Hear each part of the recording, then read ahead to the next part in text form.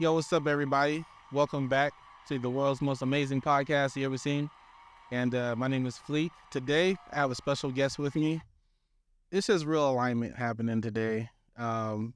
We can't even explain it. I mean, we gonna cross paths one way or another. If you're going on the road, on a trajectory, and you're working in your purpose, you're gonna cross paths with people you need to meet.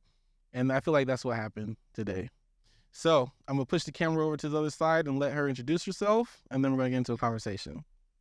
What's up? Hey, what's going on? How you doing? I am great. Welcome. I feel good. Welcome here. Thank you so much. How you feeling today? Like you stated, pure alignment. Yeah. In sync, right? Yeah. With what we're supposed to be doing. I can't believe that we were supposed to meet one way or another. Yeah. As we compare notes, we see what the universe has done and is doing for us. I feel good about that. Yeah, that's amazing. I'm really happy that you got here, that you pulled up today. For me personally, like, showing up is always half the job. Right. And so I always tell people, like, just show up. Right. See what's gonna happen when you get there. Right. I've had sometimes situations where people get kind of nervous because we live and was recorded, and you know what I mean. They're like, I don't think I can make it. I'm like, Right. like, just show up and see what happens. Sometimes I feel that. I'm like, you won't know unless you go. you don't know unless you go. Yeah, and sometimes when you feel quite nervous, it's for a good reason. Yeah. So if you can contain yourself, pull it together and say, hey, I was meant to be here, meant to do this, I think it works out. Yeah. Yeah. That inner voice is strong, man. That inner voice, I don't know. We're going to get into that conversation about inner voice. Yeah. We'll get to that.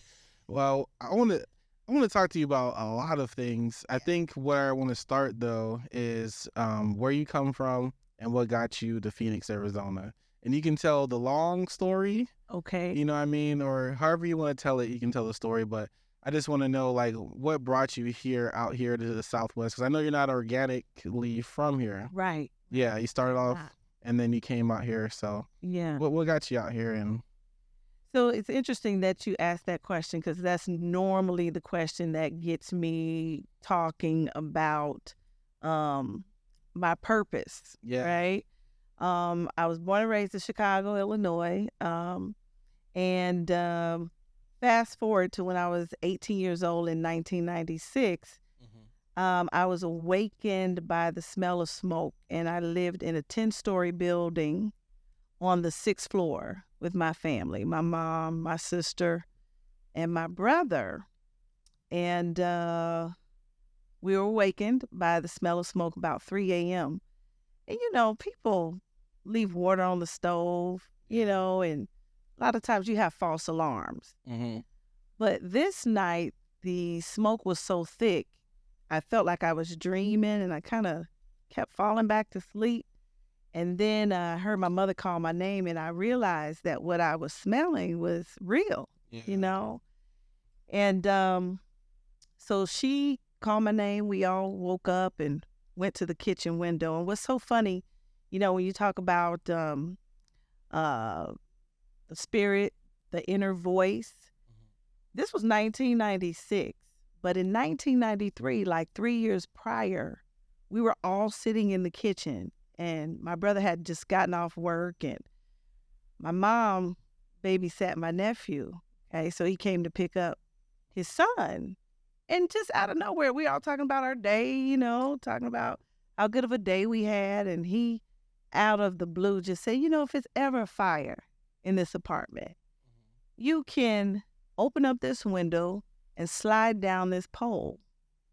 It was just out of nowhere. We were like, what's making you talk about this right now? Then we were like, okay, whatever. And we moved on. Fast forward to 1996, awakened by the smell of smoke. That was my first thought. I heard his voice from 1993 say, if there's ever a fire, go out this window. So we're up in the kitchen and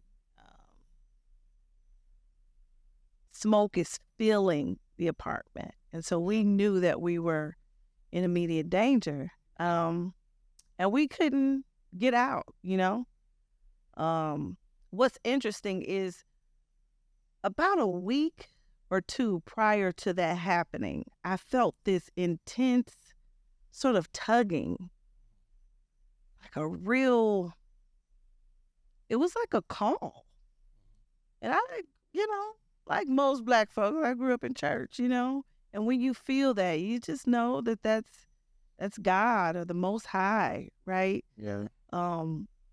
And I remember having a conversation in my bedroom saying, I don't know what this is that I feel, but if you're calling me to do more, like I'm satisfied just,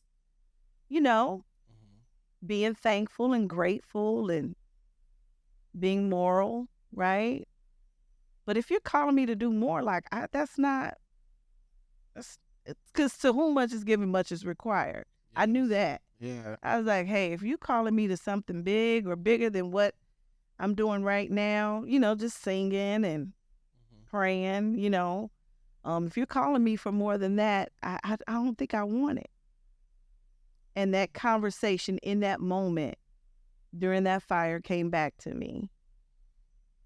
And I knew that this was my moment to go through something extraordinary so that I could fulfill what I came here to do. Yeah. I knew it. I said, you've been preparing me. Most High, my highest self, whatever interchangeable terms we use for something bigger. That's who I was speaking to. So I cut the screen in the kitchen window and I proceeded to wrap myself around a steel beam. Didn't know that this would be the last time I saw my mother alive. So I went out the window, and the fireman who had been there before, he knew the lay of the building and everything. He had called up to our window and he said, hey, I'm coming up to get you all, but my ladder is too short. And we were so desperate, we're just yelling like, can we jump to your ladder? Because his ladder only went to 5. And mind you, we were on 6. And he says, if you all jump, we'll all fall because I don't have a complete balance. The ladder's not tall. It was really windy. It was January, winter in Chicago. Oh, wow. Really intense, And so he went to go get another ladder. And that's when I wrapped myself around the pole and went down. Does the pole go all the way down to the ground? It does not. And it stopped at like the 5th or 6th floor? Well, I want to say the pole, it was a steel beam that ran along the side of the building. But when you get between 2 and 1, the second and the first floor, there's no beam. So I fell off about the second floor. It could have been higher than that, but the intense speed was absolutely scary. I thought I was dying and dead. And so when I got to the bottom, I heard everything in me crack. Yeah. My pelvis went into pieces. My feet, legs were all mangled, and I lost consciousness. And I remember being on the ground and trying to just lay down because I was so exhausted when I finally hit before I lost consciousness. And I just couldn't lay down. I felt a pair of hands on my back. And in that moment, this light came on. And I was in another place. The light was intense. And I heard a voice that said, I'm going to take your mother with me. And I'm 18 years old, just graduated from high school. I'm going downtown to college. I had everything in front of me, and I hear this voice telling me, and I know in this moment my life is changing. I'm never going to be the same. But then I have to face all of this without my mother at the age of 18. But the voice was so comforting. The light was so warm, and it was so familiar. I knew it was home, and I knew I had been acquainted with it before. I knew. So you could have chose to go or stay. Well, I'll tell you a little bit about that. Because if it ain't your time, you just can't go. Yeah. I asked, as you know, the Most High, the Spirit, said to me, I'm going to take your mother. I pleaded. I said, well, let's go. Take me too. I mean, pleaded. Because I knew that I had been in that place before. And it was so warm and welcoming. It was disappointing that I couldn't stay. Yeah. You hear most people, and I went on a search for a long time, and I still, a lot of times, listen to near-death experiences just so I know, so that I can confirm this feeling. You know, most people, when you come back, you are upset. You know, because when you feel and you taste the other realm that you know of, and you have to come back here and deal with the programming, you like, hey, I could have stayed gone. Yeah. You know, and so I lived, and that was the beginning of the rest of my life. I buried my mother a week later, and was it only you and her inside, or? No, actually, my sister was in the fire as well, and she was 11 at the time. And my brother, who was also there, he slid down the pole as well, and he made it all the way down and basically walked away. Okay. That's a whole nother story within itself. My whole family, we've always been sort of acquainted with what most people would call miracles. Yeah. You know, and before he went down, he put my sister on the pole, and she fell right off because she was so little. She was 11. Mm-hmm. So she fell off higher. She fell off right away. Like, oh, wow. But check this out. The fireman's coming back with the taller ladder. He sees me go past him. He looks up and he sees something flying in the air. Mm-hmm. And he says, I'm just looking and I see something white moving around, and it gets closer to me, and I realize it's a little girl with her gown over her head. And I stick my hand out to break her fall. Oh, wow. And then he feels this weight in his hand, looks. He caught her. At the end of whatever he's caught, and he sees a girl dangling. And he pulls her in swiftly and walks her down the ladder the rest of the way. Now, if you talk to her, she'll say, he snatched my T-shirt. But he says, I just stuck my hand out to break her fall. Mm-hmm. So we're in the middle of a lot of miracles. And so, you know, pretty intense, and you cannot be the same, of course. Did your mother not try to come out? Come out of the fire? Out the window. Oh, she did. And when she came down, she had internal bleeding and some internal injuries. Okay. So that's how she passed away in surgery. Okay. There's a story behind that too. Yeah. But we don't have all day. But I talked to a friend of hers, and she was actually preparing to go. We knew nothing about it. And we didn't know, you know, how she might have thought it would come about. But she was ready to go. So this whole thing seemed to be sort of orchestrated on a higher level. Yeah. Yeah, so you just can't come back and be the same. And I've always been kind of weird, which is cool right now because I feel like it's a good time for weird people. So yeah, I came back and I was even weirder. So Yeah. I'm embracing it.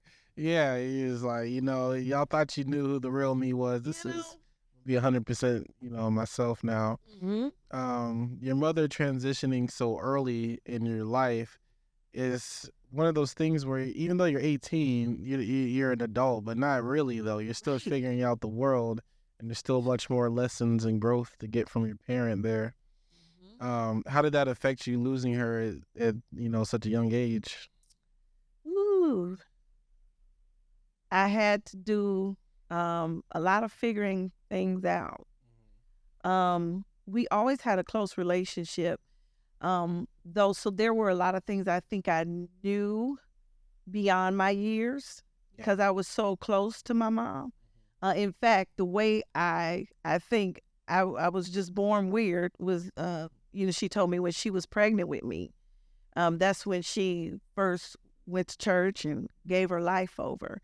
And she felt something just move through her. And she said, I was in her stomach and I felt the same thing. And she knew it because I reacted, moving around and kicking. And she said she knew I would be different. And sure enough, I came out. And it was sort of strange to everybody that I could grab the microphone and, sing and talk, even though I was a kid. Yeah. And it's interesting because I used to wonder what that looked like because people would always tell her, you should keep your eye on her. Something's going on. And I was like, she would tell me bits and pieces more as I got older, But I used to always wonder, like, what that was like to be able to look at a child and know that they were different. Yeah. But my sister, who's living from the same incident, her life was saved. She had a son, and he's the same way. I can see him. Yeah. Yeah, I can see him. And the moment he opened his eyes, he was like, hey, I'm here. And we were like, we honor you for picking us because you got a lot to show us. Yeah. My family is sort of special. I think that's amazing to have that type of insight. And then one thing I find kind of challenging is articulating that to some people. Yeah. Because you will sound like, I don't know, you know what I mean? Like, I had that experience with some of my family members, and I too remember, like, before I could speak, like, having these thoughts, but I couldn't talk yet. Wow. And so it was, like, challenging. And then also another weird thing, like, I have bad eyesight. I wear contacts now. But, like, I remember not being able to really see anything until I got contacts. So, like, my social development was different than most people because a lot of times it's all facial, but mine has always been off of feeling because I can't really see you. Wow. Yeah, so I just have to feel what a person, like, I go off of tone and body language and things like that from a distance. Wow. Yeah. That's pretty deep. It was weird growing up. So did you discern a lot of people? People? I think my emotional intelligence went kind of high. As a youth, like I kind of like I guess I was kind of more into like things that I understood I didn't want anything to happen to me that I didn't want to I didn't want to do anything that didn't want to happen to me. Yeah. Simply because I couldn't see what was going on. It wasn't fear. Like that's another thing too. Like I never feared death. Wow. I've always just like what's the word? I had a reckless abandonment. Like if there's a challenge or something, I'll just go do it, even if it's like it could cost me my life. Right. But I also have this boundary of fear that govern me, where I'm just like, that doesn't seem like a good idea. Let's pump our brakes. And so what happened that I'm bringing this to is like my sons, I have two boys, that split between them, which is kind of crazy to see now. One of my sons is very cautious. Wow. Very cautious based. Been like that since he was born. Like he came out the womb like, who just smacked me? Right. You keep your hands to yourself. Just aware. Just awareness. Yeah. And then my other son is just like, where's the party at? He smacked me, I'm gonna smack you back. Yeah, like if there's a such thing as being born gangster as him, like why are you like this at a young age? But I think that they just took some of my psychology and some of the way that I was, and just split up between them. I don't know. It's kind of weird. Yeah, and it's interesting you talk about your makeup as a person, and in relation to even this question that you asked me about, how did I navigate after my mom passed away? I think being around her for those 18 years, I felt like I was in training. And I believe she had some gifts too. And what's interesting is in the spirit world, sometimes when parents don't fully realize or actualize their children receive their gifts, sometimes tenfold. Sometimes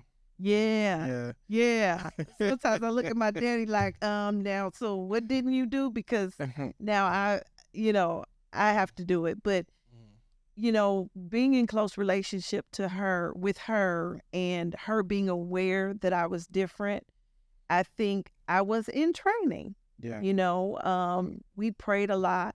And so when she left, or when she transitioned, my faith was really strong. And I even, let me tell you now, the type of work I do with, helping others is because of what I've had to do for myself. The pain that you go through is typically your purpose. And so seeing whereas I experienced the pain that I did, I just had to pull myself up by the bootstraps. Yeah, because you had physical, emotional, and every kind of pain just all at once. Yeah, so you physically had to rehabilitate your body. I really did. And you lost your mother, and you just had to, like, the mental fortitude of that is very big. Yeah. And so what I do now, like some things I look back at and I'm like, how did I do that? That breaks a lot of people just to do one of those things will break. Listen, if it don't kill you, make you stronger. Was a person, because here I am in the trenches of death. I survived that, and then I had to live through, losing my mom. But I actually, like I was saying in my work and how I help people, I actually have had times where I have to go back and honor that part of me that survived. If if you can understand what I'm saying, like I sometimes I think at 18 I don't know how I did it, but of course it was my faith. It was a lot of what my mother talked to me about, the things she would say to me in passing, and I didn't get it. Like I really had to put those things into practice. Like when you go to somebody's house, you take something with you. You know what I'm saying? Things that you want your 18-year-old daughter to know. She told me early, so I would hear her voice.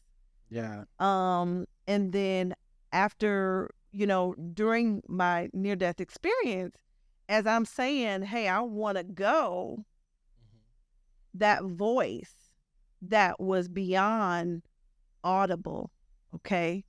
You have an experience with your higher self, the spirit, the most high. You'll realize that the voice is not even audible. Right. Because you're so connected to it. It turns your heart to just hear what's being said. And that message is what helped me survive. At that time, I said, I'm ready to go. Let's go. Let's do this. Yeah. I've been there before. Let's go back.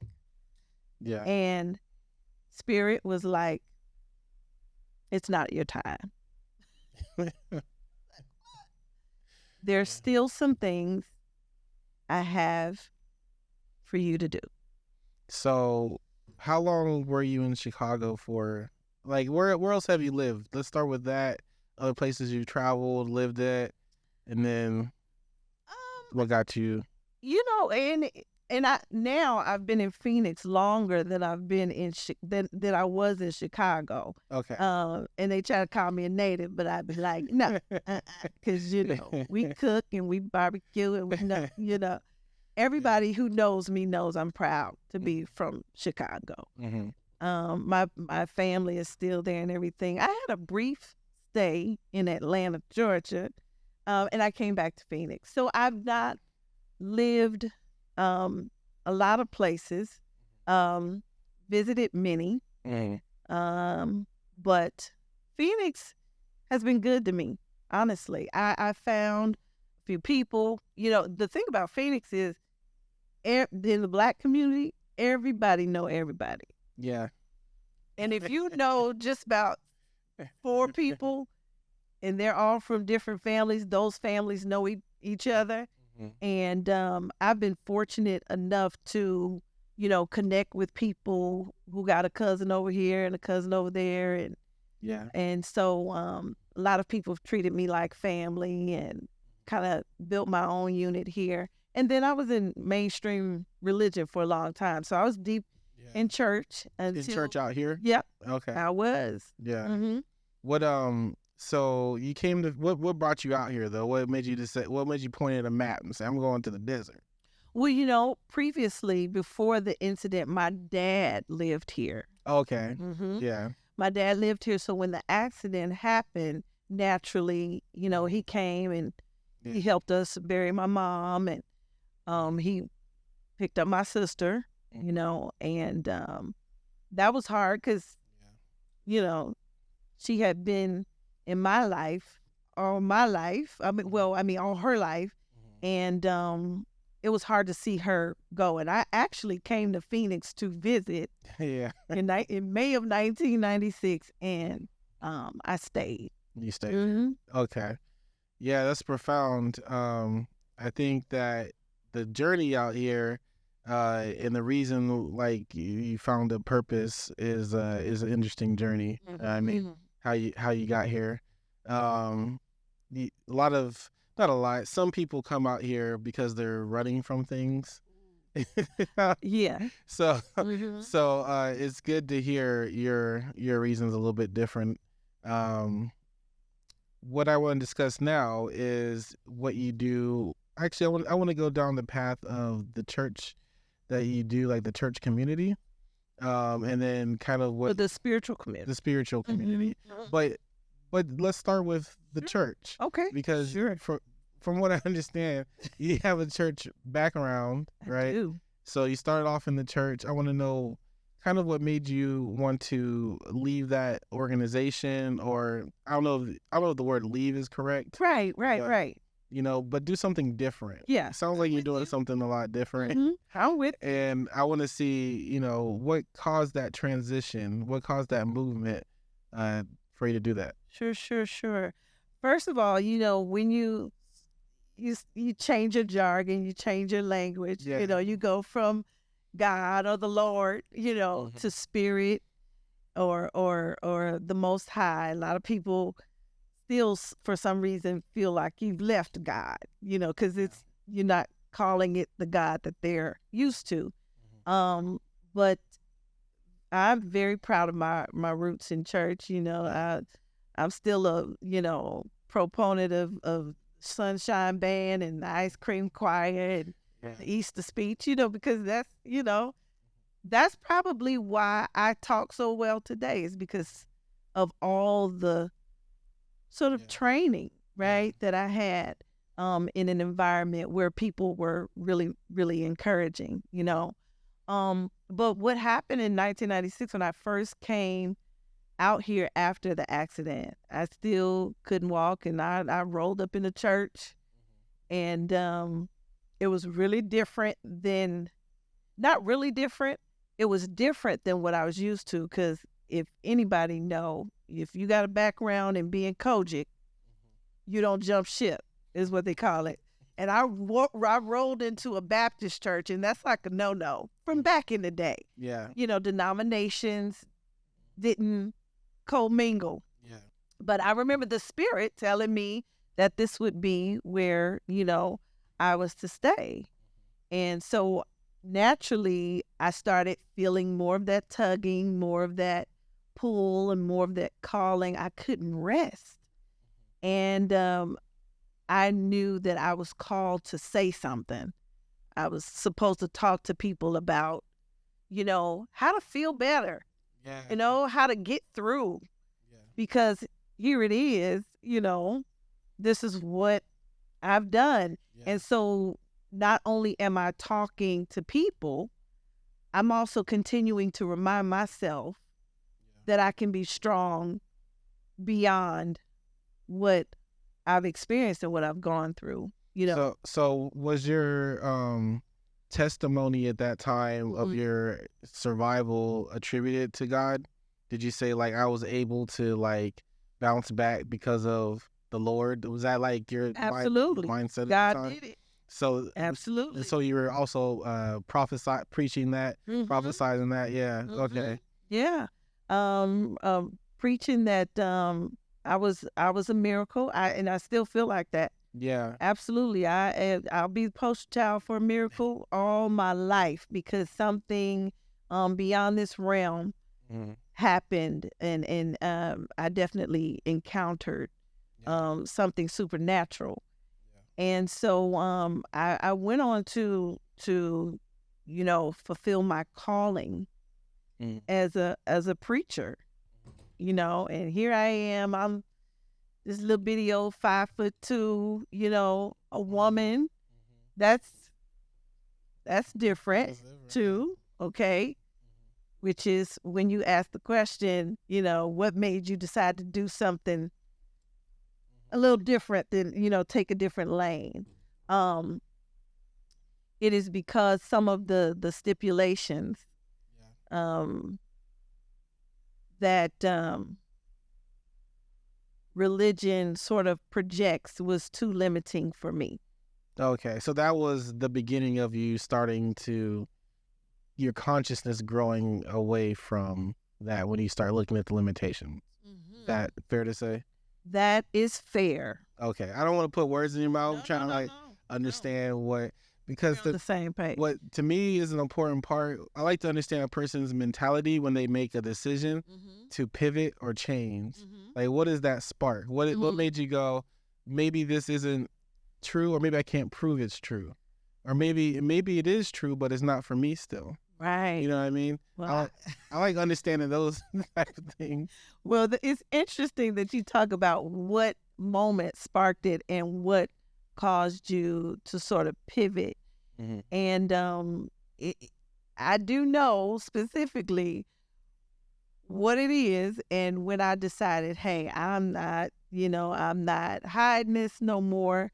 I fell in love with a woman. Yeah.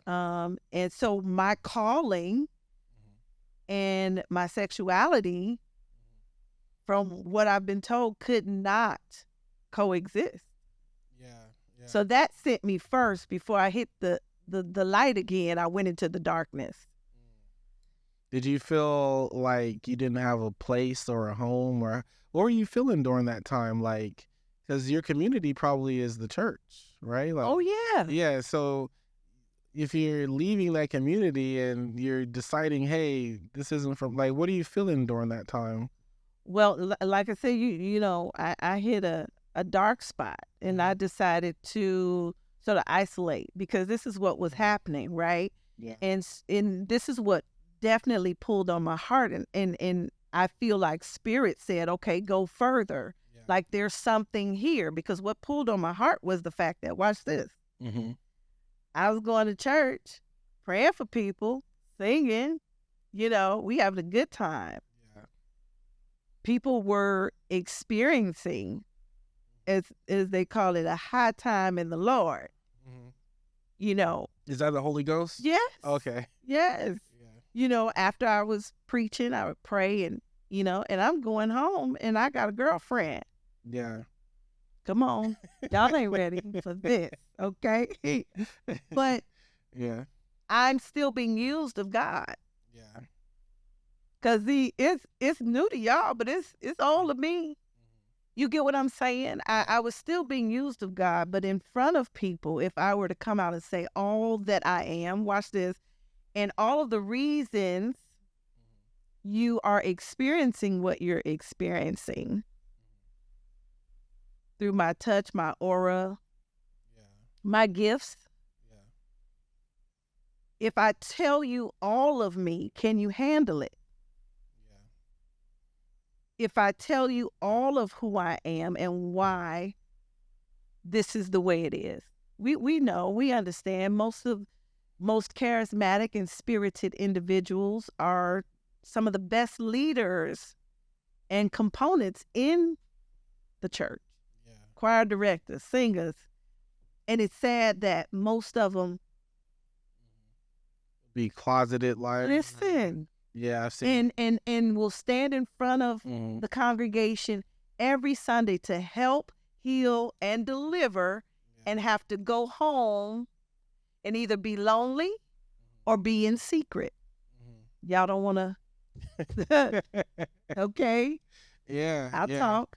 I'll talk. I call that people that live quiet lives of desperation, where, you know, they can be a closet individual, or maybe they're not even able to express themselves the way they want to express themselves. Yes. Because they feel there's a consequence there. And how unfair is that?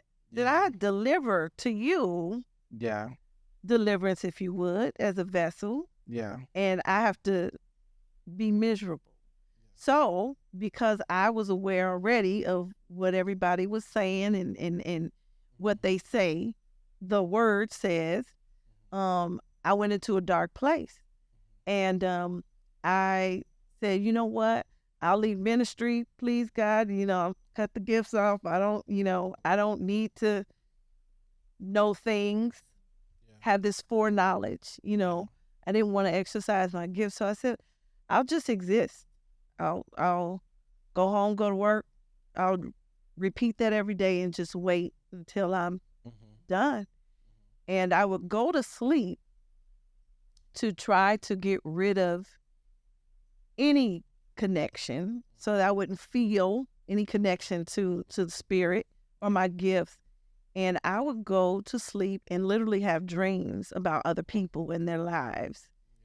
And I would have to wake up. I would be so compelled because after, you know, my near-death experience, and I had some gifts before, but they were more intensified when after the experience. And so my dreams were, they were pretty spot on, you know, and I felt compelled because I still felt like, okay, even if I'm not doing what I'm supposed to be doing, I won't hinder anybody else. And so if I have some information that can help them. So I would call people and say, hey, I had this dream. What do you think about this? And it would be, and I would get upset at God and be like, hey, you telling everybody, you know, you're giving me what to tell other people about their life, but what about me?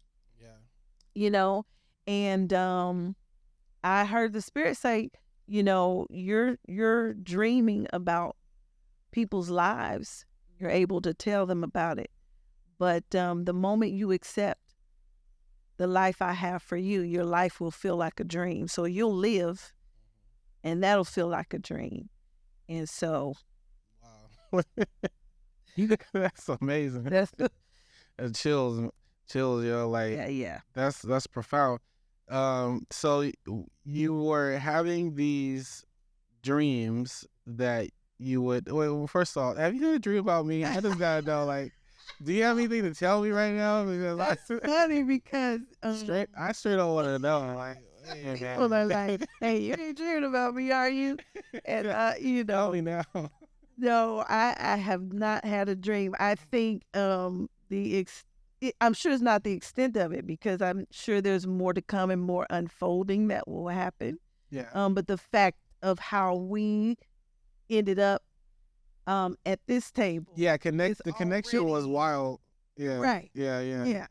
I mean, I hit a button Yeah. and you sent me a message Mm-hmm. and you were like, I was just talking about you.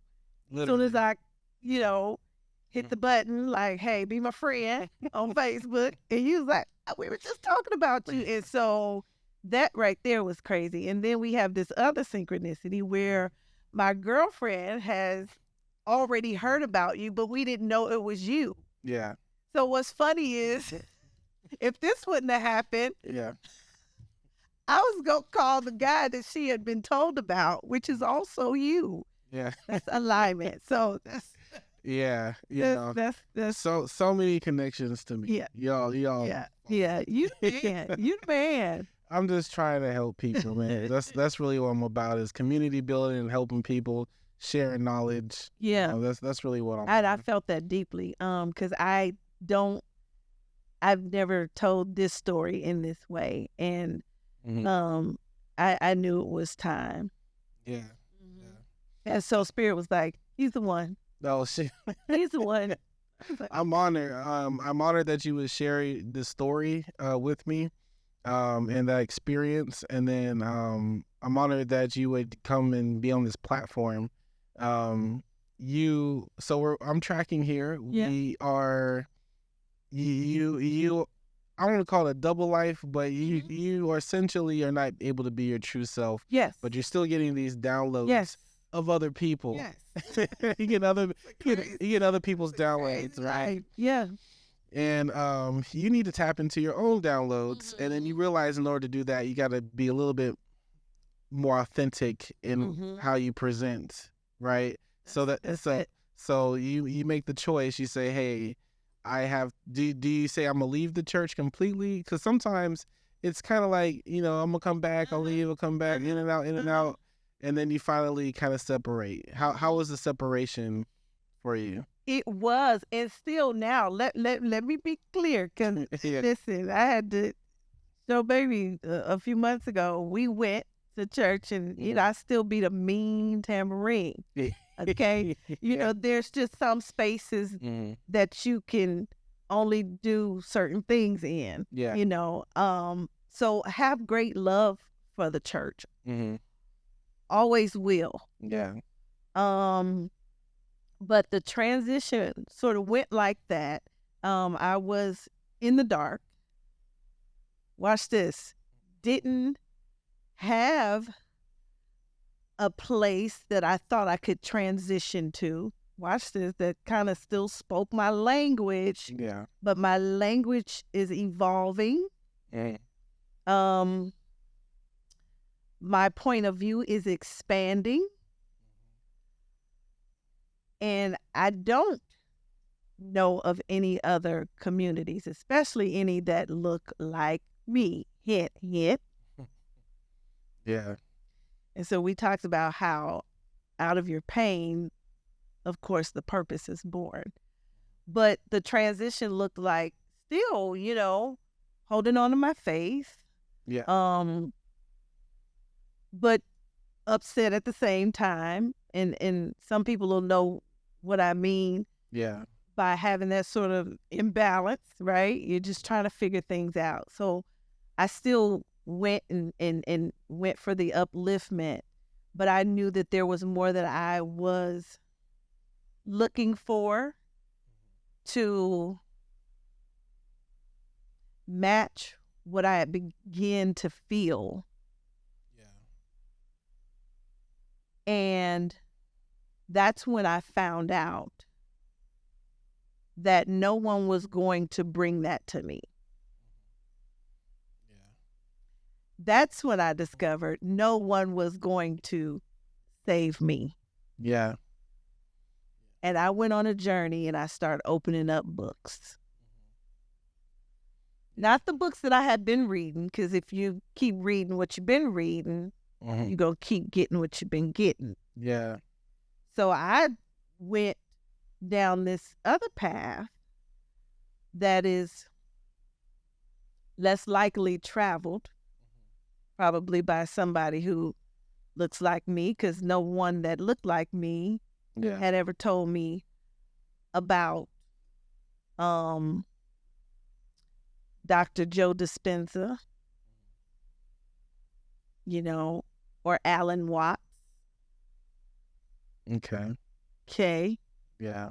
And so I went on a journey. I started opening up books, and I opened up my mind, and it started to feed where I felt I was going. Yeah. Mm-hmm. That's I hope most people challenge their ideas that they were given. That even that sentence alone sounds crazy to me. Like, you're given an idea that you don't challenge. Mm-hmm. Like, you have to reassess what you believe throughout your life. I challenge everyone to sit down and think about what you believe and why you believe it, and whether you change your thoughts on it or not. But just ask yourself those hard-hitting questions. Oh, by the way, if you need to speak to the audience, this is your camera. If you say something to the audience. I meant to tell you that when we started. It's right there. And so it sounded like you started reading these books, asking these questions about yourself, and a lot of times you realize that there's really no answers. You're not going to have a definite answer like you were given in certain religions that tell you exactly what is it. Be careful. But you can come to your own conclusions on kind of what you believe is what is happening and what is going to happen. You and I have similar journeys in that regard. Wow. Yeah, similar journeys. I went to YouTube University. Okay. For yes, me too. For a lot of stuff. Yeah, and still there. Yep. Still there, and I read books, went that route as well, and then I eventually just came to a conclusion that what I believe or choose not to believe is just going to be what I use as a tool of understanding this world, what works for me in this present experience. And that really was it. So you, I can go to, I have plenty of Christian friends still that I can go to church and we can talk the Bible and passages and all that, and I'll tell you what I feel. And then they ask, but they'll be like, aren't you a Christian? I'll be like, well, I use this as a tool of divination, and I can use it as a tool to understand, because it is a powerful, maybe one of the most powerful tools that we have here. So absolutely, that was my understanding of using that book. I also, if they're interested, I gave them the sauce on how it was created. You heard of King James and how he created that and why. Right. If you're interested in the different translations between Latin, Greek, and by the time we get it, so it's very different. It's been used to benefit different institutions and governments, depending on who's wielding that power. You know what I mean? Don't do it. But I believe that church community is a foundation for my family. You know what I mean? It pushed us academically, communities, as far as things that have to get purchased or done, the camaraderie was there from the church. So I mean, I'm forever grateful for that. For that foundation. So, and we just need more. I don't know if it's more, but we need strong places like that where people come together and can commune and have discussions and dialogue and share ideas. And if someone wants to talk the Bible, that's fine, but we also can open up the Bhagavad Gita, different Hindu texts. We can go through different scriptures, if you will, or ideas. You've said stuff during this interview that have resonated with me. I'm like, I need to write that down. At least it's something about your pain is connected to your purpose. I'm like, what? Yes. Yes, absolutely. I think too, the church, especially for people of color, has always been a place of refuge and Yeah. a safe haven. It has also too evolved into many other things. And my question to any individual is Mm. just, is where you are now working for you? Right. Yeah. Is that a question for me right No, now? no, no, no, no. Just individuals who seem to not be able to get out of certain cycles. Yeah. You know, and we love, going to the church to meet up, but it has to go beyond just a source of entertainment or feeling good for the moment. And so when I wanted to get beyond that and learn my own personal power and how I could influence Yeah. and navigate my own life, because somewhere down inside I really feel like I had this sense of responsibility, and it was not up to a deity outside of me. Yeah. And you. It was in me. Yeah. And that message is not really one that it's said, but it has certain prerequisites. You have the power, but you gotta look like this, you gotta be like this, you gotta look like this. Yeah. I was like, but I, my experience is telling me that you're wrong. And so for me to continue to believe it when I am experiencing something different would be counterproductive for my most optimum life. So it's up to me to find out what this nudge is, because you're not going to tell me, because it may benefit you to keep me in the dark. Right. Oh. Exactly. Exactly. Exactly. All right. That's a whole That's nother. a whole nother. Yeah. You Yeah. feel it. Yeah. That's a whole nother one. So, what do you feel like is going on? Like, are we just on a ball of dirt and water, spiraling through some blackness or black void? Like, what do you feel like is metaphysically happening right now? Ooh, I love this kind of stuff. I don't know how much time we have. You got 30 seconds. So. Okay, right. Um, without getting No, too you can crazy. get as crazy or as weird Yeah, I do feel or as this is metaphysical as you like. safe space. It's a safe space. Like I think I told you, I don't think there's anything crazy you can tell me because so far I've understood everything. Yes. And if I don't understand, I'm gonna ask you more questions about it. Okay. But there's nothing crazy you can say. Okay. Well, this is what I've concluded, and I'm open. Yeah. Okay, because even in science, they say you can't really say proven because things are constantly evolving.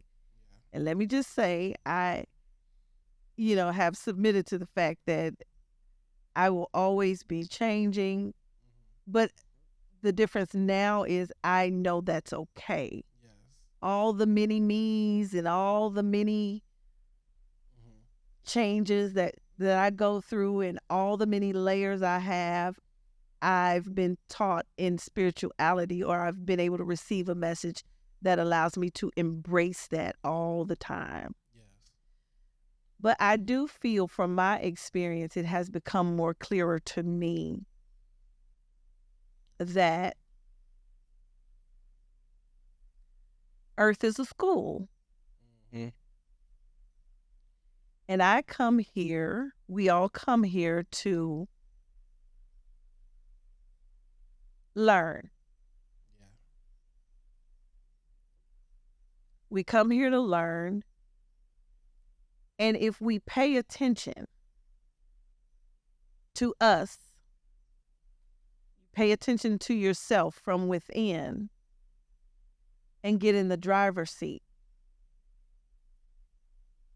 And never and not allow anyone else's point of view to be stronger than yours about your life.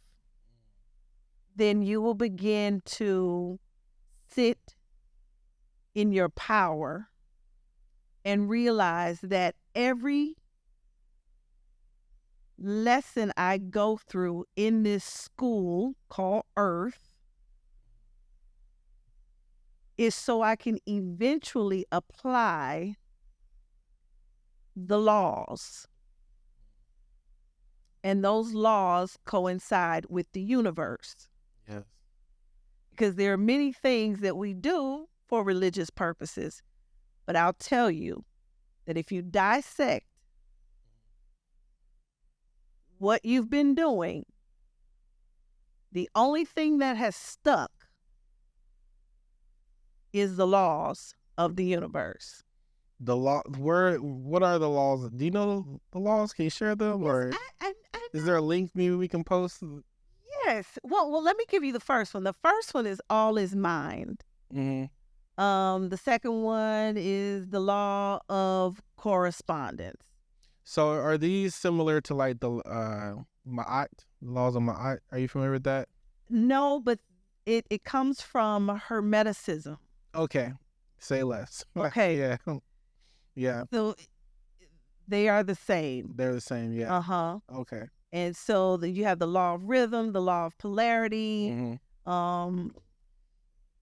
and that law of correspondence is as above, so below. Yes. Okay?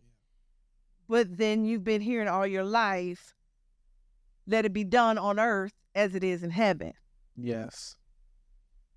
But so what happens is, I believe, for a long time we've heard certain things, but they, that come from the Bible, but the story is sort of incomplete.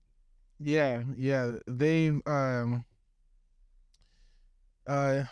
Bible friends, Christian friends, don't come from me, but they did take some of the stories that were older than the Bible and put them into the Bible, because the Bible is composed of other stories. Like, you know what I mean? I think there's 42 different stories, 46. A lot of the archetype figures existed in other stories. Yes. So, you can pick almost any of them, Moses, Noah, Jesus, those are also part of different pantheons in different religions. And they also had Christian births, or they floated down virgin births. Virgin births floated down the Nile, different things like that. And I look at it also as like a culmination of the human experience. So we don't have, TV back then. So all we have is this oral stories and the way to describe things that would happen. So if our planet's getting really cold and ice is freezing, and then ice unthaws and then shit starts to flood, you're going to have a story about water covering the whole planet. And that's going to become some type of Noah type of story. You know what I mean? But we can see historically that this planet's gone through different shifts in climate, and shifts in like environmental things happening, volcanoes exploding, right, messing up cities. Right. You know what I mean? It's going to look like the wrath of God. And, maybe it is the wrath of God in a sense. But, people see these things and we have to explain them. We want to know, like, why is this happening to me? Why did all my farmland get flooded? You know what I mean? And then we try to make sense of it, and it becomes part of these stories that we tell. What I love about the universal law is that it really sits outside of the stories. You know what I mean? And you find out that a lot of our experience is going to be rooted in our spiritual routine, which is the rituals that we do for our spirit, which is connected to our discipline. So how are we disciplining ourselves to do our rituals that make our spirit, happy, satisfied, whatever you want to call it? And yeah. I love that. That absolutely coincides with what I was saying about, like, once you start paying attention. Yeah.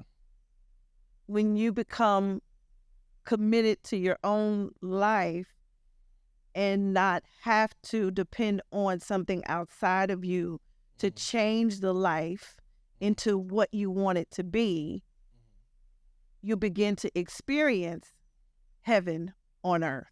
Yeah. What I would like to do maybe at a different podcast too, and also I want to go into your courses. We're going to talk about that next, but I would like to invite maybe a religious person and maybe like a spiritual person, maybe on extreme sides, and have you here do some mediation type of deal, because I think we have to start connecting the two different sides. I don't even know if it's two different sides, but the worlds. Like we all need each other. Yes, we do. And that's the thing. I think when you begin to believe in something that separates you from other human beings, you should question your belief if it causes you to despise any other breathing, living thing. Yeah. So I'm down. You down like for that? I am. Okay. I am. I'm gonna set that up. Yes. Yes. So the courses. Well, okay. Let's catch up, because the courses are gonna. I want to tell them why you're doing the courses, and the reason why you're doing the courses, from what I understand, is that you have a community of people that come together on Sundays. On third Sundays of each month, and these is shout out to the Conscious Center. The Conscious Center. So can you tell us more about the Conscious Center, and then also the type of coursework that you're showing in? Sure. So the Conscious Center actually came after the church that I had started. Okay. When I was in that dark period, I had started a church, and then I went into what we call the dark night of the soul. And when the church was called the dark night of the soul? No. Oh. What I was going through. Oh, okay. my dark time.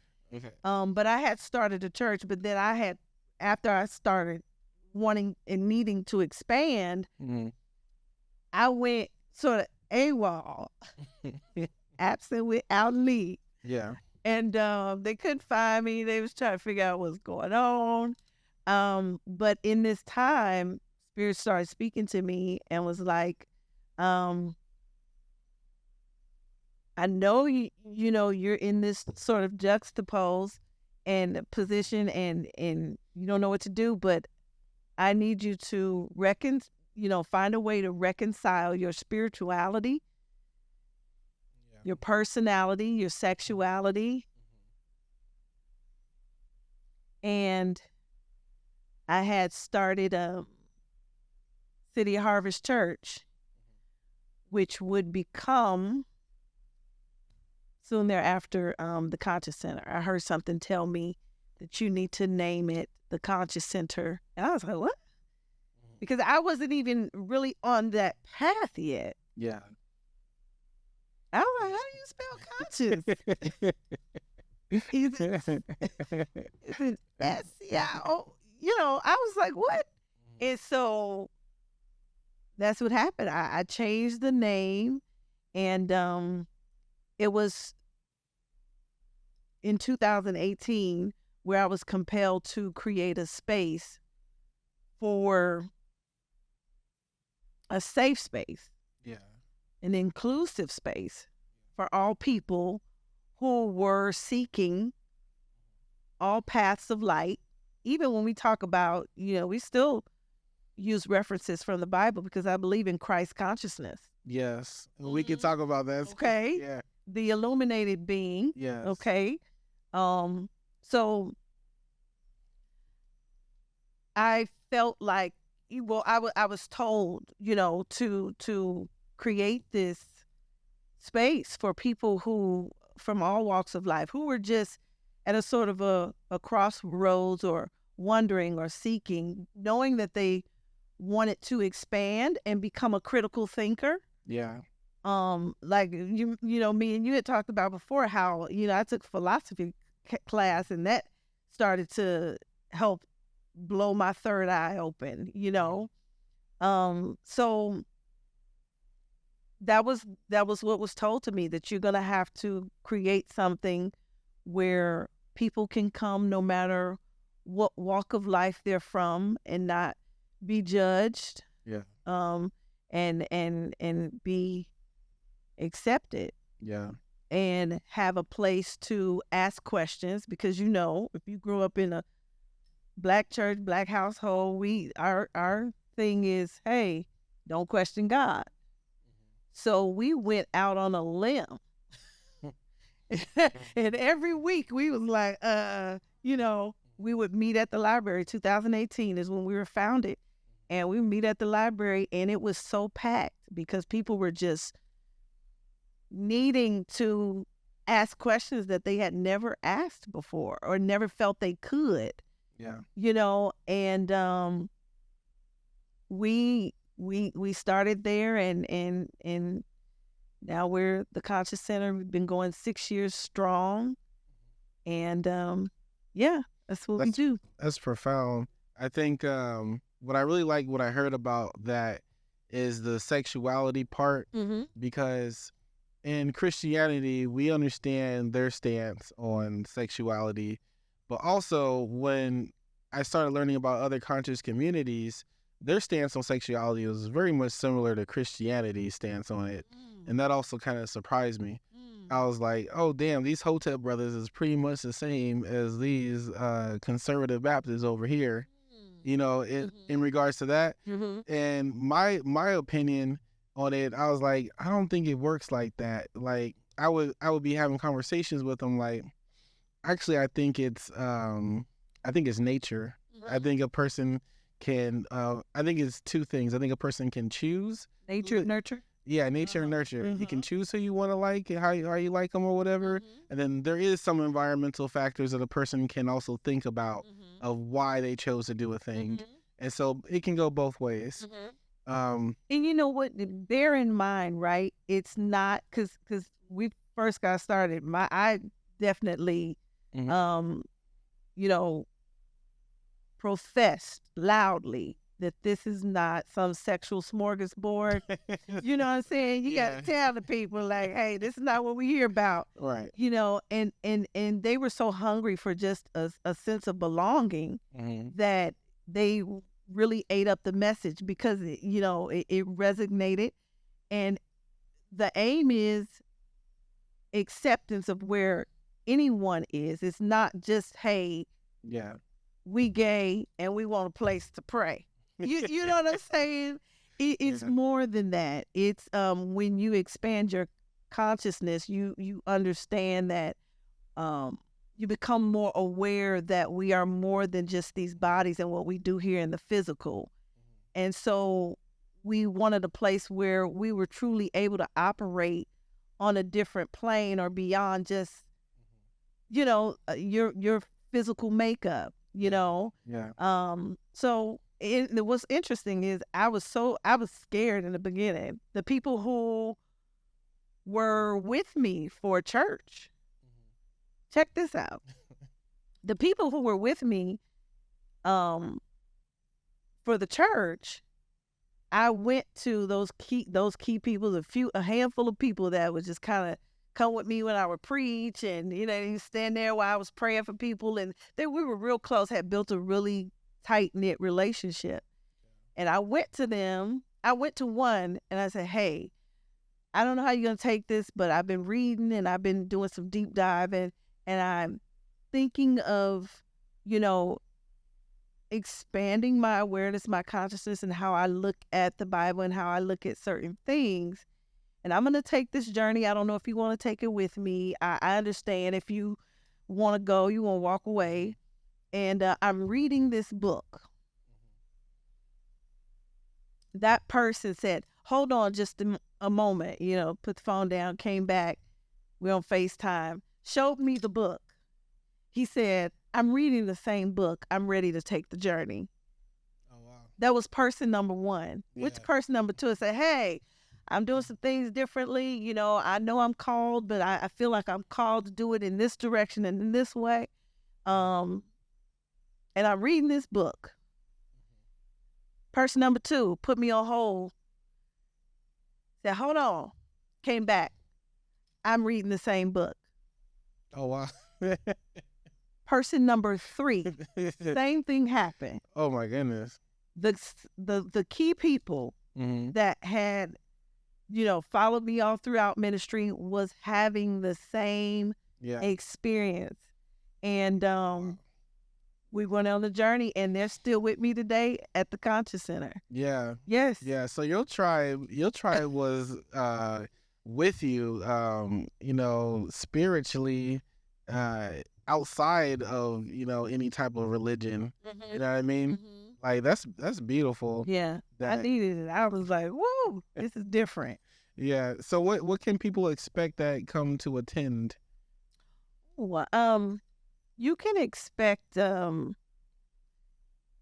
we do anything from, like, we'll sing a little Erykah Badu, some Earth, Wind, and Fire. Mm-hmm. We may still sing This Little Light of Mine. It's definitely soulful, soul stirring, and uplifting. We also do meditation, and we do mantras. Yeah. And then we have people, maybe if they, if somebody feels compelled, they talk about their journey and how they're currently manifesting, because we know that people need that type of conversation too. Like, hey, this is what I'm doing in my life and it's working. Yeah. And then I'll do my message. And right now I am in the middle of speaking about the laws of the universe. Yes. And so that's why that's top of mind. Music, sense of community, meditation, sense of belonging, connection. I've had people come in, and I'll tell you what's absolutely moving is that people walk in the door and just get emotional without anybody praying for them or any laying on their hands or anything. Yeah. Because the atmosphere is so palpable with connection, inclusion, acceptance. I've had people come in and say, I felt so welcomed because I didn't have to figure out who I had to be in this environment. Yeah. Yeah. And I said, we're doing it right. We're doing it right. Let's go. I keep it moving. All I know is when I get that story, I heard it correctly. It wasn't some dream I was having when I was laying there on the ground and I heard that voice saying, you have more work to do. I look at people who walk through the door and I say, you're why I had to stay here. Come on. Yeah. Every experience is a confirmation that I heard something beyond myself and bigger than me. Because at the time I was mangled. I was like, I don't have nothing to give. So if I can say a few words, or we can cultivate an environment where people feel like they can absolutely be themselves and still have a connection to the spirit, then we're walking all right. Man, that's amazing. I think that, for one thing, I love the Conscious Center, like the name of it. Consciousness is such a key thing. We have the conscious community, right? People that are maybe not within a mainstream religion, or that are kind of woke, as they call. Well, I don't know, woke became, such a political thing. Consciousness, though, is within everything. Consciousness is all. So once you realize that, like, how energy is dispersed and energy is from everything, then you have a different outlook on, like, consciousness. Right? And so for it to be centered, I just love that terminology, because even when you even when I meditate, I try to focus my thinking to a center point. And I personally try to meditate on my purpose and bring it back to that. And then how high I can move up from there is depending on how focused I can get. But I try to focus in my consciousness on what my task is and what I'm doing. And then what my higher task is, if I can receive a download from that, so I know which way to move. Yes, love that. Yeah. Yeah. I got I used to have strong deja vus. Really? Yeah, I don't really have them as much anymore. Don't you hate when you're like, hey, you used to speak to me that way, and now I don't get that, but then it moves. Yeah. I think it moves because, and there's no way to prove this. I think it moves because we're on different timelines. Yes. And you are one of the few left on your timeline. So when you have these deja vus, you're just really experiencing different timelines and alternative things. And sometimes they converge and they hit each other. Yeah. So it feels like you've done it before. Yeah. Because you have that experience. Yeah. But once those timelines end or complete, you're just not going to have them as frequently. So as you get older, because now I don't have them, but I feel like I'm in my highest timeline, if you will. Yeah. It's all merging. It's all merging. Yeah. Absolutely. Can you talk to me about the courses that you have going on? Absolutely. So I was summoned, just like I was to start a conscious center. I fought it for a long time. Yeah. And as I would speak and talk and gather with people, and we would have these sessions, we had what we call mindful study. And individuals would leave and feeling, inspired and with new outlook. Yeah. And a few of them would say, hey, when are you going to write something? We ain't going to, put something down. And I'm like, you want to read something I wrote? Really? I really didn't see that for myself. I really didn't see that that's what I had to give, because I can talk. Yeah. But I didn't know about writing, because I still, you talk about struggle with the APA. That wasn't my thing. So I never thought that that's what I would do. However, I would just get, and people who would get downloads, people I would run into, people I would talk to, are you supposed to be writing? And, and I would really try to shy away from it. But spiritual people could see it. Other people would tell me. And so finally, it looked the same way as it did when I started trying to get away from my calling. Things got difficult.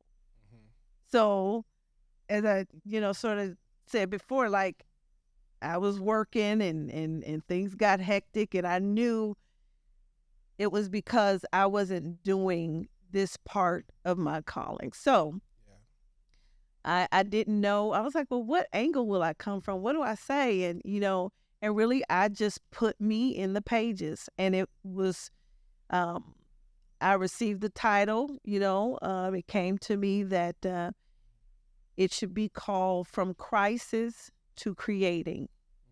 How to harness the power within your crisis to create the life you desire. Yes. Because after my crisis, that's what I was trying to do, put things back together or try to navigate, try to find my way. Yeah. And it was when I started to realize the power that was in the crisis, the message that was in there, that I was simply being informed about who I was. Oh, yes. Yeah. The crisis really comes to tell you. And so I had this thing that I would say in our mindful study, the crisis causes you to question. Because for most people, your desire to expand doesn't come until you're in a painful situation. Yes. we want it to be different. I mean, we do. It's like, I will grow. Don't hurt me. I'll grow. But it turns out what stretches us the best is pain. And so because I eventually started to pay attention to certain things in my life and realize I could put my life together the way I wanted to after the crisis, and then see key point, the worst day of my life become the best day of my life. When I realized that, I said, oh, okay, this is worth giving to other people, telling other people. And so that's how the course was born. And I took about 9 months to come up with all the information. And even now when I read it, it's like someone else. It was definitely a spiritual thing. I was getting downloads, waking up in the middle of the night. Oh, this is module number 3. So my life, it's my life's work. Yeah. And the tricky thing is, I don't think this is the last course. I don't think it is either. Oh man. No, I feel like I'm speaking to an author. What? You're gonna write a book. Ashe. Yeah. This leads towards, publishing your story to help people. Yes, sir. Yeah. Yes. That's what I'm getting from this. Where can people go to take your course? Well, the course is being launched and we're celebrating at our next Sunday Soul Session, which is this Sunday, July 21st at 4 p.m. Mm-hmm. And what people can do is put themselves on the waiting list. They can come and celebrate with us, put themselves on the waiting list, and the course will be ready on August 15th. Okay. Is this online? Yes, it will be. Yes. Okay. Are you going to do any teachings in person? Yes. Okay. Yes. There'll be a segment of the course that you can pay extra to have, like a video conference, because some things in there people might want to have explained or want to be walked through. And because I do life coaching, this is now just my own program that I can coach people through. I also do group coaching and also the one-on-one. Oh, amazing. Yeah. Yo, that is incredible that you're, from the beginning of the story, we talked about, your life shattering. Yes. But then that putting yourself together to create something positive that's going to help people from that. You use that pain to help yourself, and then you use that pain to help others. Yes. Yeah. Yes. And that's like an amazing journey. Yeah. To go through, to go through it and then not be broken. Yeah. Sometimes people break mentally and even physically from that type of pressure. Yeah. I'm aware. I'm aware. I had some dark days and dark nights. There was times, I woke up, didn't know what day it was, and somehow I got through it. And so what I discovered was that since I've made it to the day where I can see the light, now I'm stronger, and I won't let the pain win. Yeah. We can't waste it. Yes. Let's do something with it. And if it's to help other people, let's do it. Absolutely. Yeah. You are officially my longest podcast. What? Yeah, I haven't talked to anyone else long before. Good? No, it's good. Oh. It's good. This hour and a half flew by like nothing. You've been talking for an hour and a half. I feel like I've been here like 20 minutes. No. Well, I wanted to talk to you about the music thing, but I think we might have to part 2 that. Okay. If that's okay. Yeah. And we can do that under my Song Lab business and just primarily focus on your music journey. We can't. If that's okay. Absolutely. Because let me just say this real quick. Please do. Yo, I watched her perform Poetic Soul. Shout out Cadence. Is it Cadence his name? Yes. Cadence. Shout out Cadence. Yes. Cosmic Cadence. Cosmic Cadence. Yes. So, and Tawina. Yes. Shout out to her too. And she is an amazing performer. Like, I got chills, and then I posted it like, who is this person performing? And then people started tagging her, and I was like, oh, that's who that is. Like, amazing, y'all. So we're going to dive into that, to her music, and thank you. It's a gift. And I love that you incorporate that, the conscious center too. Absolutely. It's very high vibrational. Yes. The brand music. Huh? Even other artists, I think that, like, if someone, even like art and creativity itself, is something that connects to a person's spirit. Like, it's a very spiritual process. Absolutely. And it exposes you. Yeah. You know? Yeah. Because you get really raw. Really raw. And it's not just me, it's other people that come and they sing. Yeah. And so we open that up. It's an environment for creatives too. Like, I just try, it's like a gumbo, if you would, you know? Yeah. But we definitely respect the creative spirit in that space. What advice do you have to people that are out there listening that might be dealing with some challenges in regards to life transitions and dealing with let's just say making a decision to either leave something they're accustomed to behind and try something different? Like, what advice do you have to people that are interested in change but don't know quite how to make a change? I would say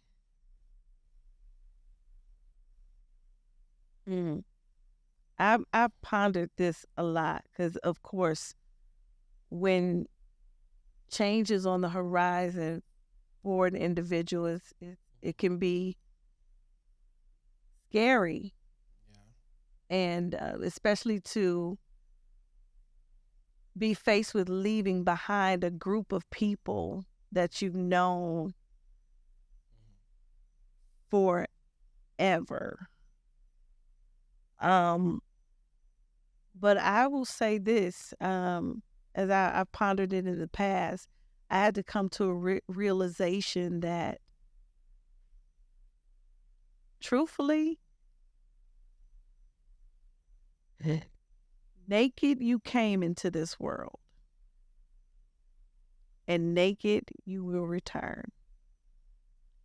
We come into this world alone, and we leave alone.